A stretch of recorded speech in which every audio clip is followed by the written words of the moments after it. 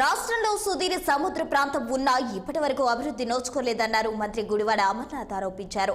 జగన్మోహన్ రెడ్డి అధికారంలోకి వచ్చిన తర్వాత తీర ప్రాంతాల్లో అభివృద్ధి చెందుతుందన్నారు. అంతకుముందు ఉత్తరాంధ్ర వైసీపీ పరిశీలకులు వైవి సుబ్బారెడ్డితో శ్రీకాకుళం జిల్లా మూలపేటలో నిర్మాణంలో ఉన్న గ్రీన్ఫీల్డ్ పోర్టు పనులు పరిశీలించారు. అనంతరం ఆయన మాట్లాడుతూ ప్రతిపక్షాలు ప్రభుత్వంపై దుష్ప్రచారం చేస్తున్నారని మండిపడ్డారు.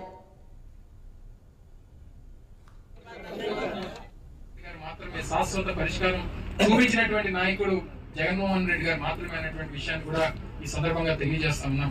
సో తప్పకుండా ఈరోజు 974 కిలోమీటర్ల సముద్ర తీరంలో ప్రతి 50 కిలోమీటర్లకి ఒక కార్యక్రమం, ఒక ఫిషింగ్ హార్బర్ కానీ, ఒక ఫిష్ ల్యాండింగ్ సెంటర్ కానీ, ఒక పోర్ట్ కానీ, ఈరోజు ఈ 3 పోర్టుల నిర్మాణం, అలాగే కాకినాడలో పీపీపీ పద్ధతిలో మరో పోర్టు నిర్మిస్తా ఉన్నాం. రాష్ట్రంలో 10 పోర్టులు ఆపరేషన్లు అవుతాయి.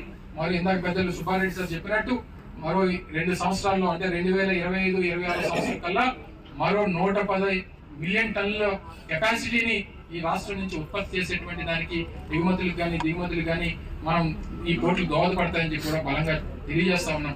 ఈ సముద్రం వెంబడి ఇందాక మంత్రి గారు కూడా ఒక విషయం చెప్పారు. ఈ సముద్రం వెంబడి దాదాపు 6.5 లక్షల మంది మత్స్యకార సోదరులు ఉన్నారు. వీరందరికీ కూడా ఉపాధి చూపించేటువంటి దానికి ఫిష్ ల్యాండింగ్ సెంటర్స్ కానీ, ఫిషింగ్ హార్బర్స్ కానీ, లేదా ఇటువంటి గొప్ప కార్యక్రమాలకి, చారిత్రాత్మకమైనటువంటి నిర్మాణానికి ముందుకొచ్చి భూములు ఇచ్చినటువంటి గ్రామాలు ఉన్నాయి. వారందరూ కూడా ఉపాధి కూడా ఈ ప్రాంతంలో చూపించేటువంటి కార్యక్రమం కూడా ప్రభుత్వమే బాధ్యత తీసుకుంటున్నటువంటి విషయాన్ని కూడా ఈ సందర్భంగా తెలియజేస్తా ఉన్నాం. నీటిని ప్రతి ఇంటికి అందించే కార్యక్రమం, అదేవిధంగా కిడ్నీ బాధితులకి శాశ్వతంగా రోగాల నుంచి, కిడ్నీ వ్యాధి నుంచి విముక్తి కావడం కోసం నిర్మాణం చేపడుతున్న హాస్పిటల్ ఓపెనింగ్ కూడా చేసుకోవడం. ఈ విధంగా ఇన్ని గొప్ప కార్యక్రమాలు చేసుకుంటూ ముందుకు పోతున్న మా ప్రభుత్వంపై మళ్ళా 2-3 నెలల ఎలక్షన్స్ ఉన్నాయి కాబట్టి మళ్ళా వచ్చి